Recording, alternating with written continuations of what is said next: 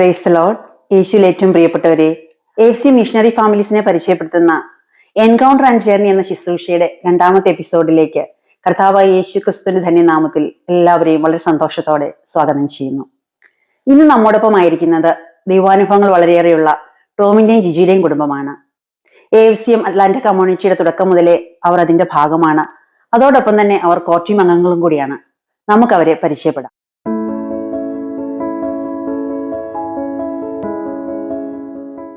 Tom and Jiji, encounter and ജേർണിയിലേക്ക് സ്വാഗതം. നിങ്ങളുടെ കുടുംബത്തെ ഒന്ന് പരിചയപ്പെടുത്താമോ? തീർച്ചയായും. എൻ്റെ പേര് ടോം, വൈഫിൻ്റെ പേര് ജിജി. ഞങ്ങൾക്ക് 2 മക്കളാണുള്ളത്, ക്രിസ്റ്റീനയും ഡാനിയലും.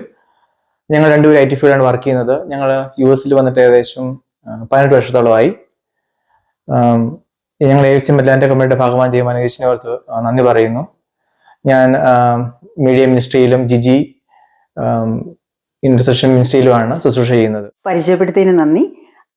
നിങ്ങൾ വിവാഹശേഷം കുറെ വർഷങ്ങൾക്ക് ശേഷമാണല്ലോ നിങ്ങൾക്ക് മക്കളെ ലഭിക്കുന്നത്. ആ ദൈവിക ഇടപെടലിനെ കുറിച്ചും പിന്നെ നിങ്ങൾ AFC അറ്റ്ലാന്റ കമ്മ്യൂണിറ്റിയുടെ ഭാഗമായതിനെ കുറിച്ചും ഒന്ന് വിശദമായിട്ട് പറയാമോ? തീർച്ചയായും മനുഷ്യ. അത് ഞങ്ങൾക്ക് വിവാഹം കഴിഞ്ഞ് 12 വർഷത്തിന് ശേഷമാണ് ആദ്യത്തെ കുഞ്ഞുണ്ടായത്. വിവാഹം കഴിഞ്ഞൊരു 5-6 വർഷത്തോളം ഞങ്ങൾ US ഇന്ത്യയിലുമായിട്ട് പല പല ട്രീറ്റ്മെന്റ്സ് ചെയ്തു. പക്ഷേ എല്ലാത്തിനും അവസാനം ഡോക്ടേഴ്സ് പറഞ്ഞത് നിങ്ങൾക്കിനി IVF എന്ന് പറഞ്ഞൊരു ഓപ്ഷൻ മാത്രമേ ഉള്ളൂ. അത് ചെയ്യാനാണ് അവർ സജസ്റ്റ് ചെയ്തത്. പക്ഷെ IVF കത്തോലിക്ക തിരുസഭ അംഗീകരിച്ചിട്ടില്ലാത്ത ഒരു ട്രീറ്റ്മെന്റ് ആണ്. അപ്പം ആ സമയങ്ങളിലൊക്കെ ഞങ്ങളുടെ ഒരു കുടുംബത്തിൽപ്പെട്ട ഒരു വൈദികന്റെ അടുത്ത് ഞങ്ങൾ ഹീലിംഗ് സർവീസിന് പോകാറുണ്ടായിരുന്നു. അപ്പോൾ അച്ഛനോട് ഞങ്ങളിത് പങ്കുവച്ചപ്പം അച്ഛൻ പറഞ്ഞത് നിങ്ങളതിന് പോകരുത്, കർത്താവ് തൻ്റെ സമയത്ത് കർത്താവിൻ്റെ ഇഷ്ടപ്പെട്ട സമയത്ത് മക്കളെ നൽകി അനുഗ്രഹിക്കുമെന്ന് കർത്താവ് പറഞ്ഞു. അതുപോലെ തന്നെ എൻ്റെ ചേച്ചി ഒരു കന്യാസ്ത്രീയാണ്. അപ്പോൾ ചേച്ചി ഇതിനെക്കുറിച്ചുള്ള കാര്യങ്ങൾ ഞങ്ങൾക്ക് വ്യക്തമായിട്ട് പറഞ്ഞു തന്നു. അതുകൊണ്ട് ഞങ്ങൾക്ക് അതിനെക്കുറിച്ചൊരു ബോധ്യം ലഭിച്ചു. അതുകൊണ്ട് ഞങ്ങൾ ആ ട്രീറ്റ്മെൻറ്റ്സ് എല്ലാം നിർത്തിവെച്ച് കർത്താവിൻ്റെ സമയത്തിന് വേണ്ടി ഞങ്ങൾ കാത്തിരുന്നു. ഈ സമയങ്ങളിലെല്ലാം ഞങ്ങൾക്ക് വേണ്ടി അനേകം പേര് പ്രാർത്ഥിക്കുന്നുണ്ടായിരുന്നു. ഞങ്ങൾ ഈ സമയത്ത് ഇങ്ങനെ ഇരിക്കുമ്പോഴാണ് ഇവിടെ അറ്റ്ലാന്റയിൽ സെയിൻറ്റ് മൈക്കിൾസ് പ്രെയർ മിനിസ്ട്രി എന്ന് പറഞ്ഞൊരു മിനിസ്ട്രിയിൽ ഞങ്ങൾക്ക് ജോയിൻ ചെയ്യാൻ സാധിച്ചത്. അത് ഇംഗ്ലീഷ് പാരിഷിൽ വെച്ചിട്ടുള്ള ഒരു ശുശ്രൂഷ, എല്ലാ ഫ്രൈഡേസിലും ഒരു ശുശ്രൂഷ നടക്കുന്നുണ്ടായിരുന്നു. അങ്ങനെ ഞങ്ങൾ അതിൽ ആക്റ്റീവായിട്ട് പങ്കെടുക്കാൻ തുടങ്ങി. അപ്പം ഞങ്ങൾ ഒരു 2016 ജൂലൈ ആയപ്പോഴേക്കും അത് AFC അറ്റ്ലാന്റ കമ്മ്യൂണിറ്റി ആയിട്ട് ഫോം ചെയ്തു. അപ്പം അതിൽ ഞങ്ങൾ ഒരു കോർ ഫാമിലി ആയിട്ട് ജോയിൻ ചെയ്യാനായിട്ട് ദൈവം ഞങ്ങളെ അനുഗ്രഹിച്ചു. അങ്ങനെ മുന്നോട്ട് പോകുമ്പോൾ അത് ഫ്രൈഡേ പ്രെയർ മീറ്റിംഗ് പള്ളിയിൽ വെച്ചുണ്ടാവും, കോർ ടീം പ്രെയർ മീറ്റിംഗ് വീടുകളിൽ വെച്ചല്ല സൺഡേസിലും നടത്തും. അപ്പം അങ്ങനെ ഈ 2 പ്രെയർ മീറ്റിങ്ങുകളിലും പങ്കെടുത്ത് ഞങ്ങൾ കർത്താവിന് മുന്നിൽ മണിക്കൂറുകളോളം ഇരുന്ന് പ്രാർത്ഥിക്കാനായിട്ട് ഞങ്ങൾക്ക് അവസരം ലഭിച്ചു. അത് ഞങ്ങളുടെ വിശ്വാസ ജീവിതത്തെ ഒത്തിരി ശക്തിപ്പെടുത്തി ദൈവത്തോട് കൂടുതൽ അടുക്കാനും വരദാനങ്ങളെക്കുറിച്ചൊക്കെ ഒത്തിരി മനസ്സിലാക്കാനും ഒത്തിരി കാര്യങ്ങൾ ഞങ്ങൾക്ക് മനസ്സിലാക്കാനും ഒക്കെ സാധിച്ചു. ഞങ്ങൾ സാധിക്കുന്നിടത്തോളം റിട്രീറ്റ്സ് ഞങ്ങൾ അറ്റൻഡ് ചെയ്യായിരുന്നു. വചനത്തോടുള്ള ഒരു ആഗ്രഹം കൂടി. അതുപോലെ തന്നെ ഞങ്ങൾ ഇവിടെ പാരിഷ് റിട്രീറ്റുകൾ, അഭിഷേക റിട്രീറ്റ്സ്, അങ്ങനെ ചാൻസ് കിട്ടുമ്പോഴൊക്കെ ഞങ്ങൾ റിട്രീറ്റ്സ് അറ്റൻഡ് ചെയ്യാറുണ്ടായിരുന്നു. നാഷ്വില്ലിൽ അഭിഷേക റിട്രീറ്റ് പങ്കെടുക്കാൻ ഞങ്ങൾക്ക് ഒരു അവസരം ലഭിച്ചു. ഞങ്ങൾ റിട്രീറ്റ് പങ്കെടുത്ത സമയത്ത് ഞങ്ങൾ കൗൺസിലിങ്ങിന് പങ്കെടുത്തു. ആ കൗൺസിലിംഗ് സമയത്ത് പരിശുദ്ധാത്മാവ് ബ്രദറിലൂടെ സംസാരിച്ചു. ഒരു ഷാർപ്പ് മെസ്സേജുകളാണെന്ന് പറഞ്ഞത്. ജീവിതത്തിലെ പല കാര്യങ്ങളും ക്രമപ്പെടുത്താൻ വേണ്ടി ബ്രദർ ഞങ്ങളോട് പറഞ്ഞു. അതേപോലെ എൻ്റെ പല പാപ മേഖലകളും കാണിച്ചു തന്നു. അതൊക്കെ ഉപേക്ഷിക്കാൻ വേണ്ടി പറഞ്ഞു. അതിലൊന്നെന്ന് പറയുന്നത് എൻ്റെ മദ്യപാനശീലമായിരുന്നു. ഞാൻ ഒക്കേഷനിൽ മദ്യപിക്കുമായിരുന്നൊരു സ്വഭാവം ഉണ്ടായിരുന്നു. അപ്പോൾ അത് പൂർണ്ണമായിട്ട് ആ സമയത്ത് ഞാൻ തീരുമാനമെടുത്തു, അത് ഞാൻ ഇനി അത് ഉപയോഗിക്കത്തില്ല എന്നുള്ളത്. അതുപോലെ ആർക്കും വാങ്ങിച്ചു കൊടുക്കുകയോ കൊണ്ട് കൊടുക്കുകയോ ഒന്നും ചെയ്യത്തില്ല എന്നുള്ള തീരുമാനമെടുത്തു. ആ ഒരു ധ്യാനത്തിലൂടെ അങ്ങനെ ഒരു കൃപ കിട്ടി എനിക്ക്. അതിനുശേഷം ഇന്നേവരെ ഞാൻ മദ്യപാനം ചെയ്തിട്ടില്ല. അതുപോലെ തന്നെ ബ്രദർ സംസാരിച്ചു, ഞങ്ങളോട് പറഞ്ഞു ഞങ്ങൾക്ക് കൂടുതൽ കുഞ്ഞിനെ നൽകി അനുഗ്രഹിക്കും എന്ന് പറഞ്ഞ് മെസ്സേജ് ഉണ്ടായിരുന്നു. അതൊക്കെ ഞങ്ങൾ വിശ്വാസത്തിൽ ഏറ്റെടുത്തു. ഞങ്ങളങ്ങനെ മിനിസ്ട്രിയിൽ ആക്റ്റീവായിട്ട് പോയിക്കൊണ്ടിരുന്നു.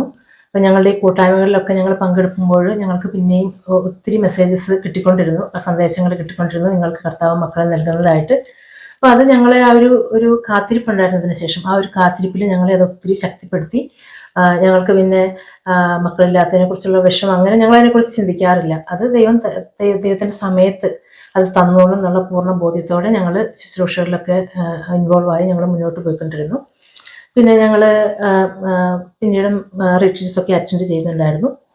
അങ്ങനെ ഒരു റിട്രീറ്റിൽ വെച്ചിട്ട് ഗോഡലുപ്പ മാതാവിൻ്റെ ഷ്രൈൻ സന്ദർശിക്കാനുള്ള ഒരു ശക്തമായിട്ടുള്ള ഒരു സൈൻ ഞങ്ങൾക്ക് കിട്ടി.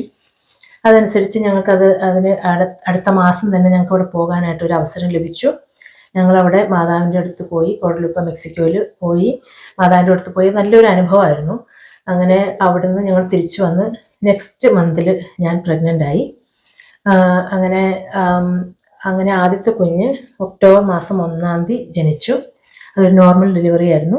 അങ്ങനെ മെസ്സേജുകളിലൊക്കെ പറഞ്ഞത് നിങ്ങൾക്ക് ഒരു പെൺകുഞ്ഞായിരിക്കും ജനിക്കാൻ പോകുന്നത്, അത് മാതാവുമായിട്ട് കണക്റ്റ് ആയിട്ടുള്ള ഒരു മാസത്തിലായിരിക്കും ജനിക്കുന്നത്, ഇന്ന വർഷത്തിലായിരിക്കും ജനിക്കുന്നത് എന്നൊക്കെ ഞങ്ങൾക്ക് ഒത്തിരി മെസ്സേജസ് മുന്നേ കിട്ടിയിട്ടുണ്ട്. അപ്പം അതിൻ്റെയൊക്കെ ഒരു പൂർത്തീകരണമായിട്ട് അത് സമയത്ത് കുഞ്ഞ് ജനിച്ചു. ജെറമയ 1:5 വചനം പറയുന്ന പോലെ നിന്റെ മാതാവിൻ്റെ ഉദരത്തിൽ നിനക്ക് രൂപം നൽകുന്നതിന് മുൻപേ ഞാൻ നിന്നെ അറിഞ്ഞു എന്ന കർത്താവിൻ്റെ വചനം അത് എത്ര സത്യമാണെന്ന് ഞങ്ങളുടെ ജീവിതത്തിൽ ഞങ്ങൾക്ക് അനുഭവിച്ച് അറിയാൻ സാധിച്ചു. അത് ഞങ്ങളുടെ കുഞ്ഞിൻ്റെ കാര്യത്തിൽ മാത്രമല്ല, ഈ ലോകത്തിൽ ജനിക്കുന്ന ഓരോ കുഞ്ഞിൻ്റെ കാര്യത്തിലും അത് സത്യമാണ്. കർത്താവ് ഓരോ മക്കളെയും അറിയുന്നു.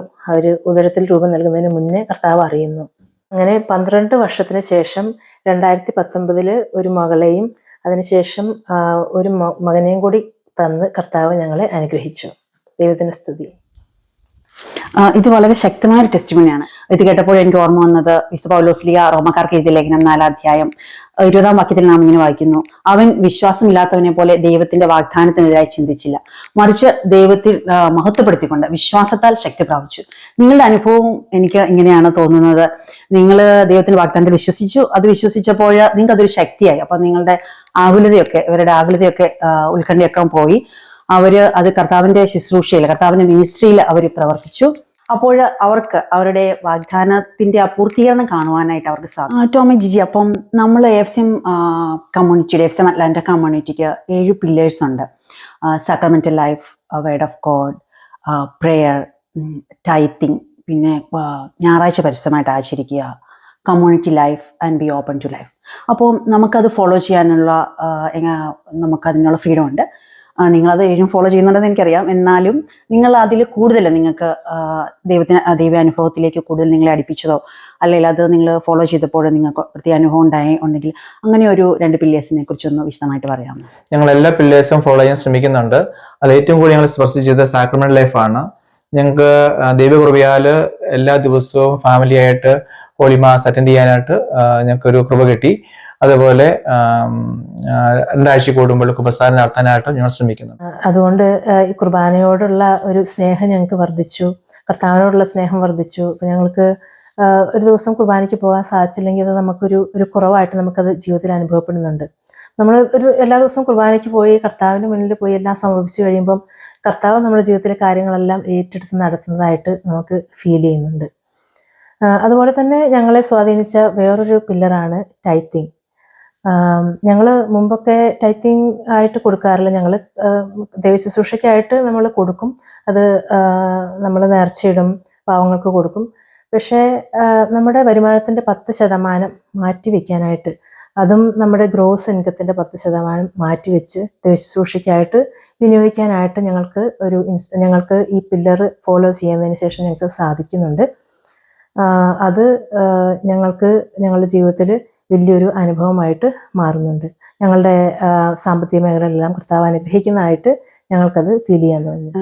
ജിജി ടൈത്തിങ്ങിനെ കുറിച്ച് പറഞ്ഞല്ലോ. അപ്പോൾ സാധാരണ ആൾക്കാർക്കുള്ളൊരു ചോദ്യമാണ്, നമ്മൾ ദശാംശം എവിടെയാണ്, എങ്ങനെയാണ്, ആർക്കൊക്കെയാണ് വിനിയോഗിക്കേണ്ടതെന്ന്. അപ്പോൾ നിങ്ങൾ ഏതൊക്കെ മേഖലകളിലാണ് നിങ്ങൾ ദശാംശം കൊടുക്കുന്നതെന്നൊന്ന് വിശദമായിട്ട് പറയാമോ? ഞങ്ങളുടെ കമ്മ്യൂണിറ്റിയിൽ ഞങ്ങൾ ഫോളോ ചെയ്യുന്നതനുസരിച്ച് പ്രധാനമായിട്ടും 3 മേഖലകളിലാണ് ഞങ്ങളുടെ ദശാംശം നമ്മൾ സ്പെൻഡ് ചെയ്യുന്നത്. ഇടവകയിലും അതുപോലെ സുവിശേഷ പ്രഘോഷണത്തിന് വേണ്ടിയും പാവങ്ങളെ സഹായിക്കാനുമായിട്ടാണ് ടൈത്തിങ് ഉപയോഗിക്കുന്നത്.